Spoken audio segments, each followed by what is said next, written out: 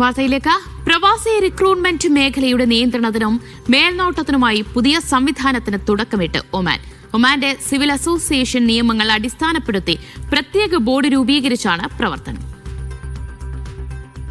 Civil association നിയമപ്രകാരം രൂപീകരിച്ച association of expatriate worker recruitment ഓഫീസാണ് നിലവിൽ വരിക. ഒമാനകത്തും പുറത്തുമുള്ള സർക്കാർ സ്ഥാപനങ്ങളുമായി റിക്രൂട്ട്മെന്റ് നയങ്ങൾ ഏകോപിപ്പിക്കും.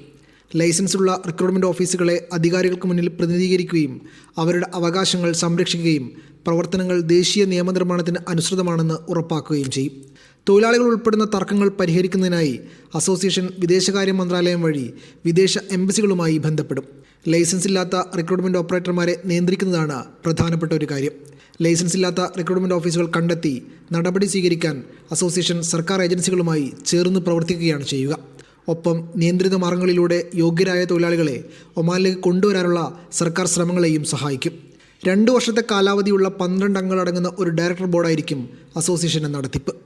Media 1, Muscat.